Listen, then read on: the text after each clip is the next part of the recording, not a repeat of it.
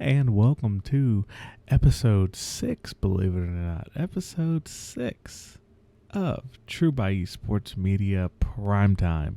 This show, of course, where we bring you the latest across the Bayou region of all the major news, sports, and things that'll come out for the weekend to make sure that you're ready to head into it. We have some great stories this week. You have in-state matchups going on this week. You have LSU hosting a Big Ten school in Tiger Stadium, although whenever the game was scheduled, I don't think anybody necessarily expected those words to all go together. And you have, of course, a major matchup going on in the Dome. We're going to cover all our most marquee matchup games this week in the Bayou region. Let's go ahead and get into it. Let's play the intro.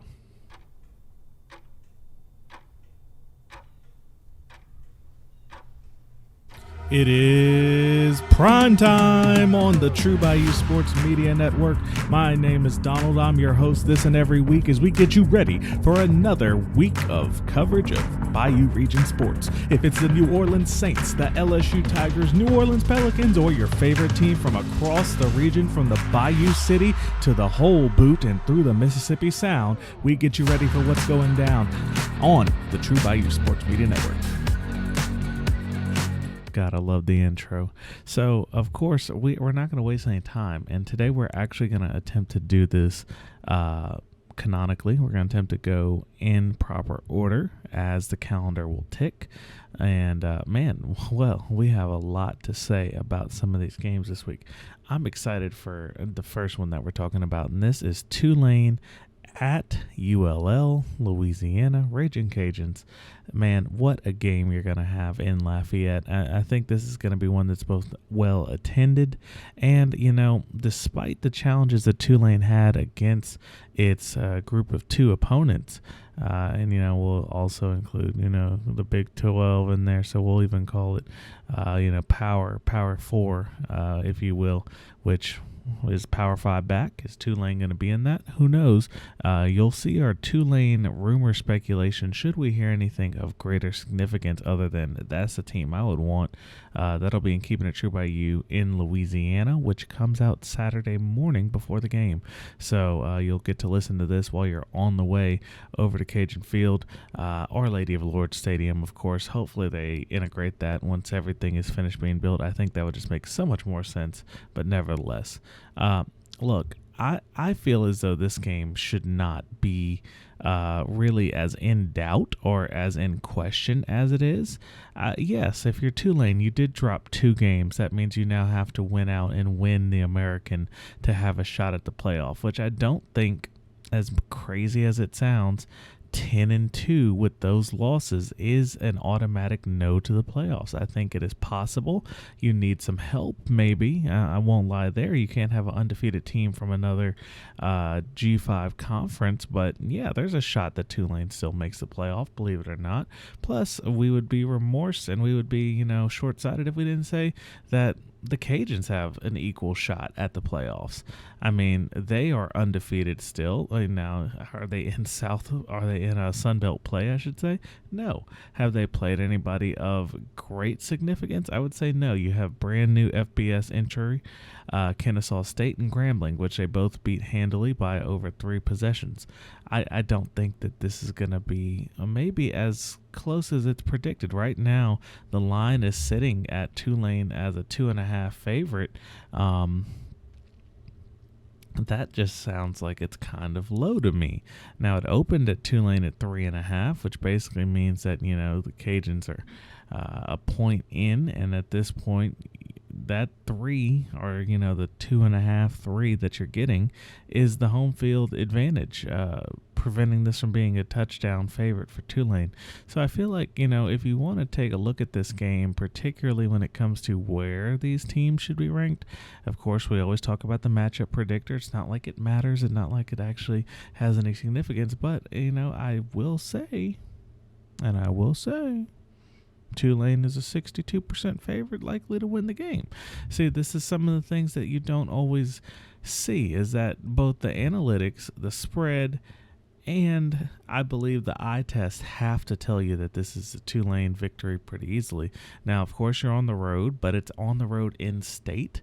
So if you can't get, 3,000 Tulane Greenway fans to come over from New Orleans and the surrounding area, I feel like that's kind of your own situation that you needed to deal with.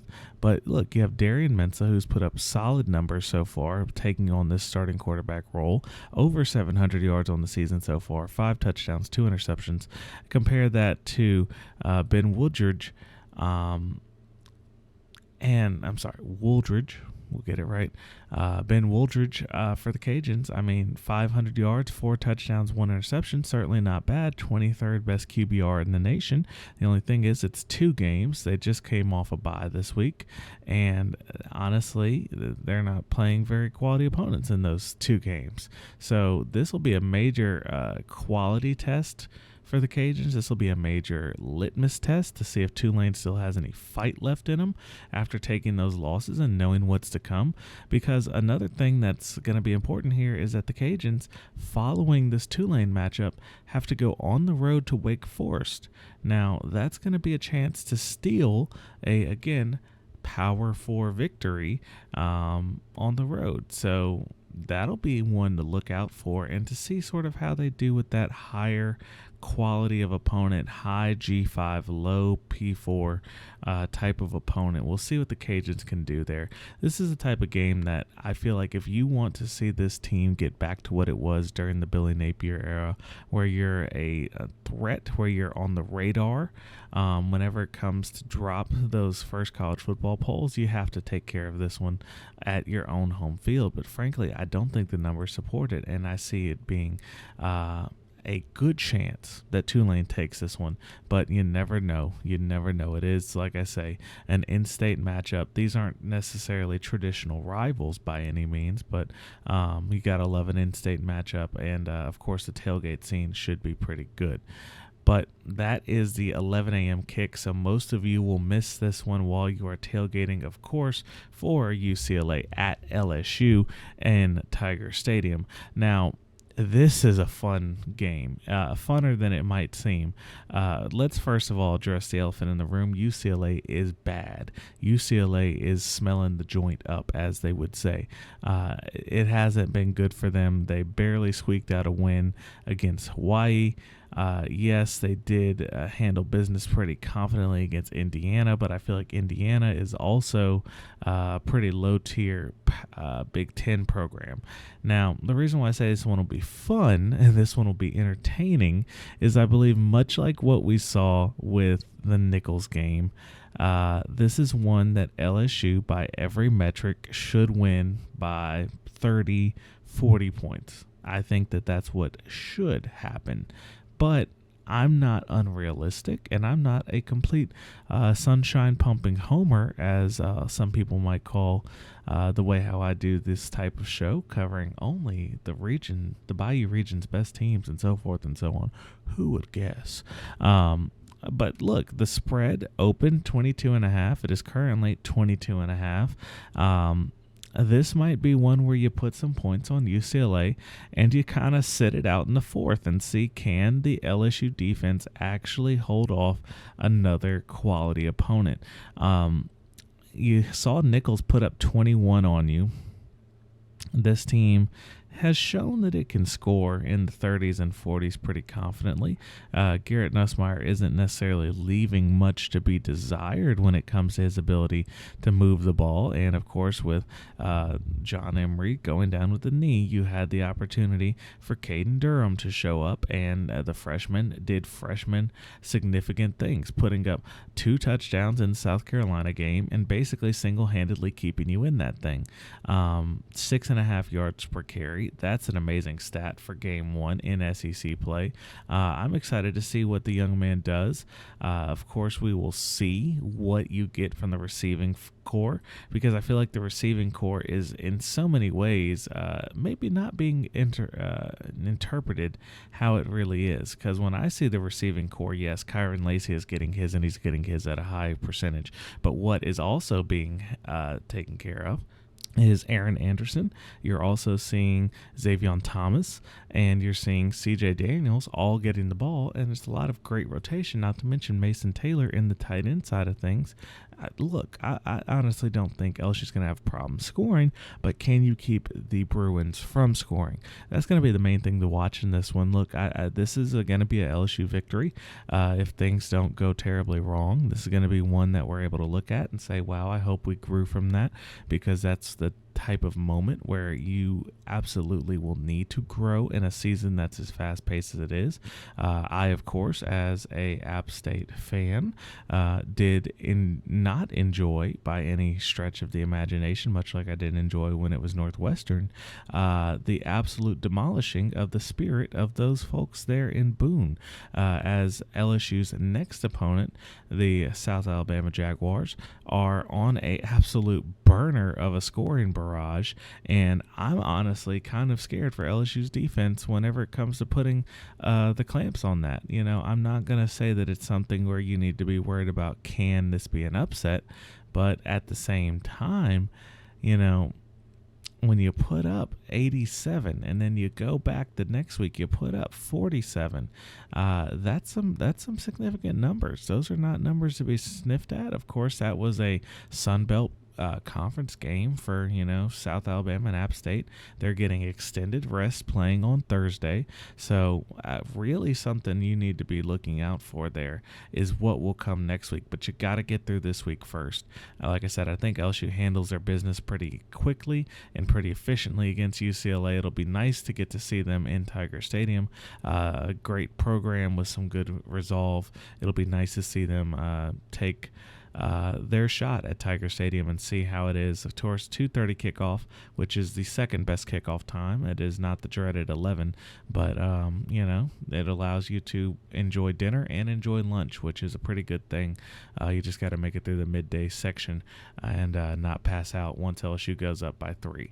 So to follow your 6 p.m. games, as you can see over there on the ticker, you have some fun ones that are necessarily maybe not what you'd be expecting us to go directly to, but let me tell you why I think they're relatively important. Let me tell you why I think they're relatively, I would say, going to play a factor in things this year. Let's first of all start off with Louisiana Tech. The Bulldogs, they put a very strong showing out against the formerly ranked North Carolina State. I don't feel as though they had a very bad performance. Of course, they were almost taking their lead in the halftime. And, for Sonny Cumbie, we talk about his program, I feel, at a pretty high rate here, pretty high frequency. And that means that, at least for me as your host, I can see that there's some value to that program. Now, the question is, do I see that value long-term with Sonny Cumbie, or do I see it with another direction? That'll be a great point to look at. You look at the Conference USA standings for this 6 p.m. matchup this week. Of course, Tulsa being not in the Conference USA. They are in the American. This is a non-conference matchup, but it's at the Joe. And right now, Nichols almost took care of Louisiana Tech, but Louisiana Tech managed to defeat them.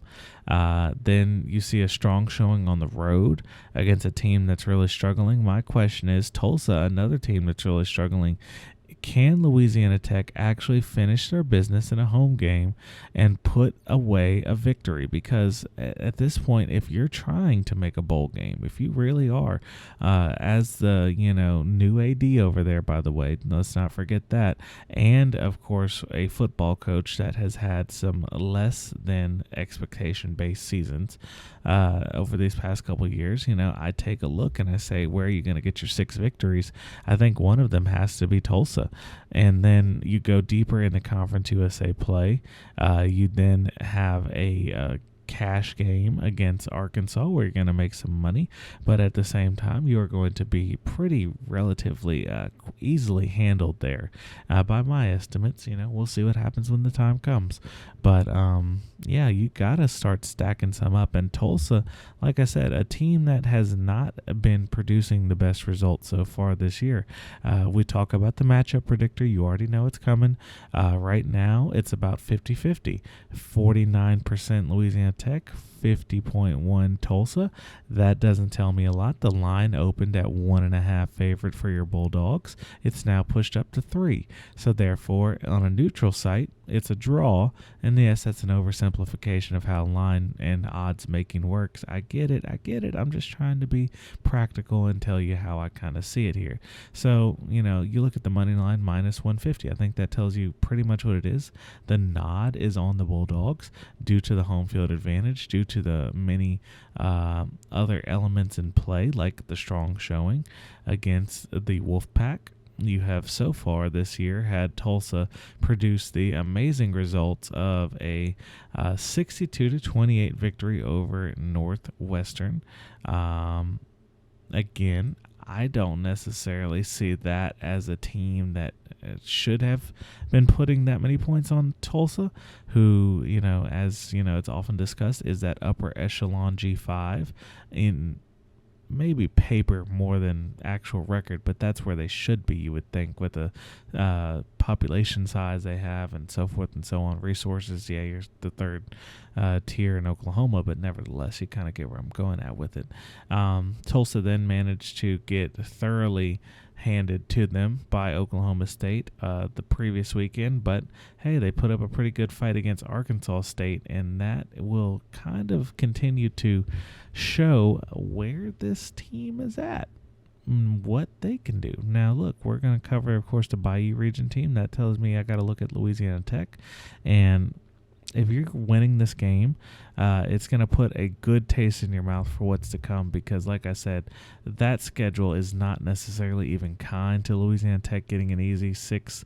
But, I have to believe that so far what I've seen from the new just different aspects of what is left from last year's Sonny Cumbie team, I'm pretty confident in what I'm seeing so far.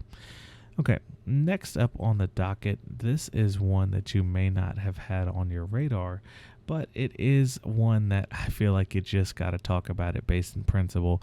I'm not going to have the most maybe detailed or maybe most knowledgeable of the ins and outs here, but it is a major game that we do want to take a look at. You saw Southeastern get the victory at home last week over Eastern Washington. That was certainly good to see for them. Good to see a victory get in the win column. That's after taking losses to Southern Miss and Tulane. The margin has been coming down at this point. But Southeastern, man, they have a great opportunity. They are going to host the defending national champion, South Dakota State Jackrabbits, again in the mixer, in the stir. Is that a team that goes to the Mountain West to fill the spots that were taken by the Pac separationist, if you will? I don't know. And that Big Sky, Missouri Valley Conference, there's some good football that goes on in there. But between that and the Big Sky, two major conferences that, you're getting to see Southeastern take on teams from. Now, if I'm the Lions here, my main goal, knowing what this team is capable of and what this team has done so far, I would say you want to play a competitive game against South Dakota State. You want to do your very best until it's too late, because as much as it would be nice to be able to fight tooth and nail to get this victory, the Jackrabbits are no joke. Jackrabbits took care of Montana very easily last year, and they did not stop yet. Another Southland foe, Incarnate Word, they beat them 45-24.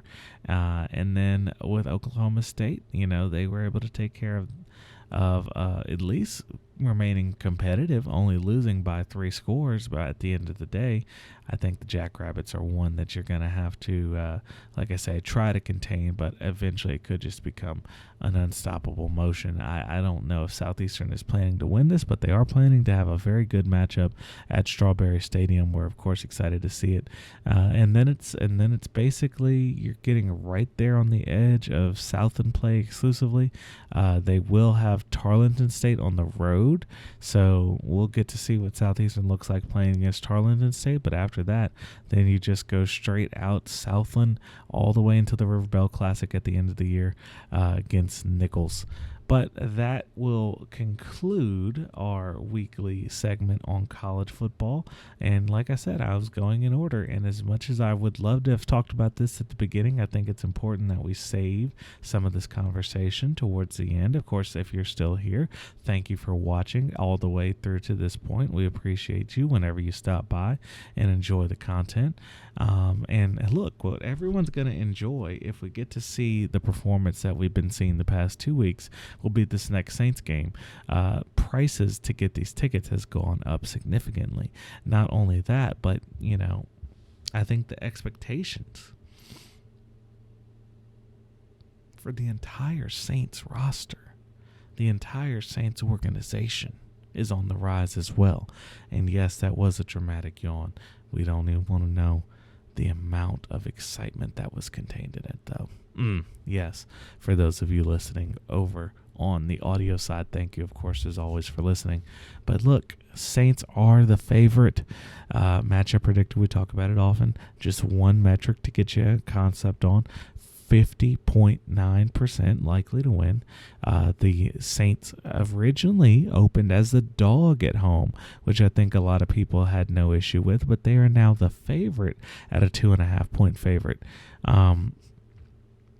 And I look at Philly's injury report. It's not necessarily something that I think is going to be impossible to overcome. Of course, C.J. Gardner-Johnson, former New Orleans Saint, is listed as questionable. One of the main ones that's going to catch your eye is that A.J. Brown, who missed last game for the Eagles, is listed as doubtful. But on the flip side, Marshawn Lattimore, Taysom Hill, even A.T. Perry, some of those guys who have been working on healing up some injuries and getting more ready, all of those guys, it look like they might be coming around soon. So, especially for this game here against the Eagles, I think that you could definitely see maybe a package for A.T. Perry or something of the nature. Or, Taysom Hill may be only taking half snaps, but he comes in when he's needed. That's something I could definitely see going on. And look, like I said, Saints are favorited right now. It doesn't necessarily mean a lot, but it does mean that there's hope, particularly with Alvin Kamara starting to turn on the production at a high rate. Derek Carr is not worrying about stopping the faucet.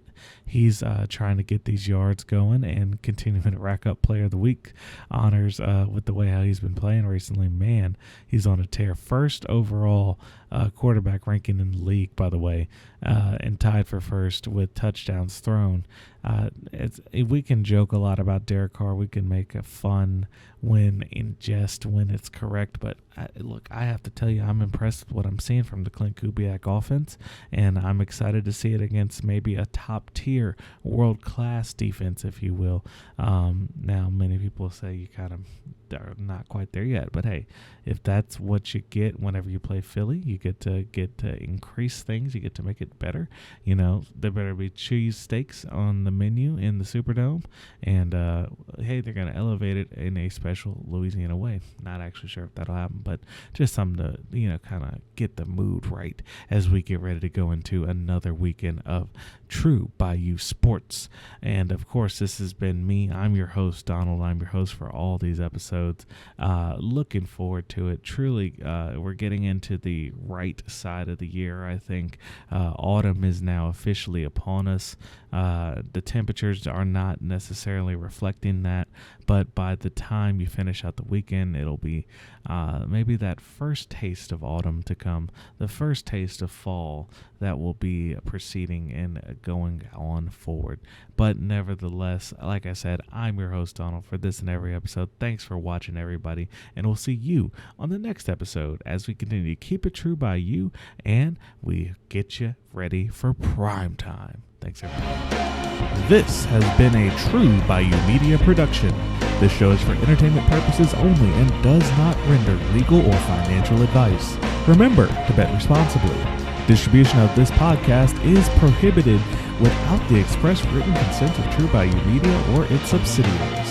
Thanks for being true by us. We can't wait until next time we keep it true by you.